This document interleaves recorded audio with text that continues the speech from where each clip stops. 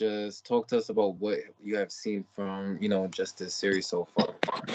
Yeah, like I said before, I feel like if it goes past 5 games, I'll be concerned for the Celtics.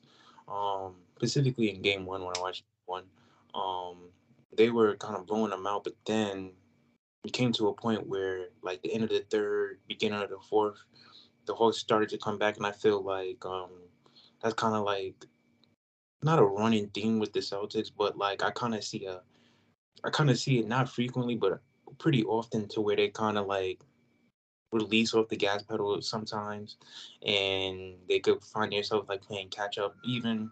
Like earlier in the season, like not like later in the season against that Nets game that I watched, like they were up by like 27, and then they just started like doing whatever, and then they ended up losing the game.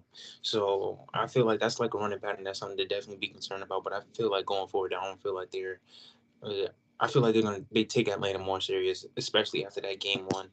I didn't get to see game three because I was at the Knicks game, but I just feel like again, like if this goes past like 5 games, I'll be concerned. But all credit to Atlanta. I feel Dejounte Murray has been very big for them.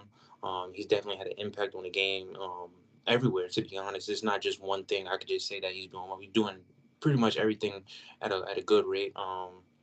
Trey Young has been doing his thing as well. So I want to give credit to Atlanta Hawks. They definitely still putting up a fight. Definitely making it close. It's not just the easy cakewalk for the Celtics, but like I said, like for the Celtics, I have championship aspirations for them. I have them winning the NBA championship, and I feel like going against a team like Atlanta, they shouldn't have too many troubles. So, I agree to Jalen's point as well. Just I don't feel like they're gonna take this game like after that one game three loss away, but more so from when I'm looking at this series is just what are we expecting from the Boston Celtics moving forward, and what I've seen thus far from this team. Their three guard rotation has looked solid thus far. Derek White has had a good series. Malcolm Brogdon coming in 6 man of the year, and Marcus Smart. When I look at those three right now, those are like very defensive oriented guards that could also play make for others. So when I see this and I see just the way Jason Tatum and Jalen Brown has been playing, I'm a little bit more relieved now because I feel like this is more of a team offense basketball rather than heavy on Jason Tatum and Jalen Brown. They have other pieces around them that could do just the little things or even more. So just overall looking at that, I believe they'll get this team out of here within 5 games. I'm looking forward to seeing that.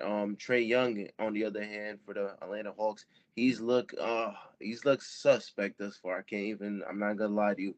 I look at Dejounte Murray as somebody that could be the leader of this team moving forward. To see what he's been able to do as well. And Bogdanovich as well. He had a huge game three.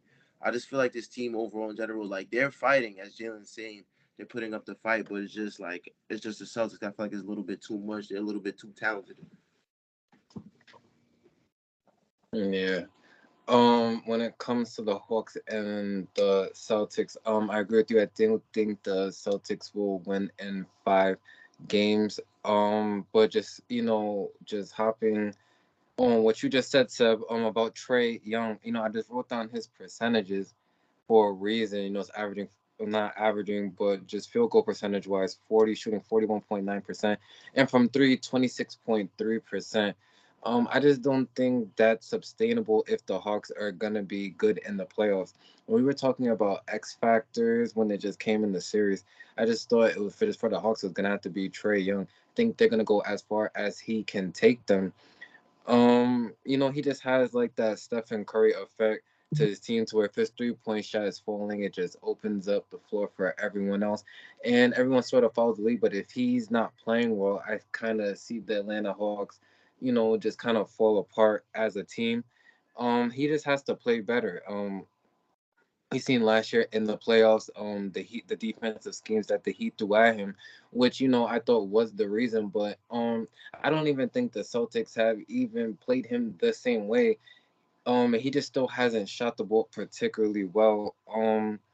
So moving on, I really think the Atlanta Hawks, because they're not gonna win this series. I just don't think they have enough. I think at any given time, Tatum and Brown can just take over and kind of close out the game. Sometimes, like Jalen said, when they do get up big, they can play with the lead sometimes and they might lose it. We've seen that in the regular season.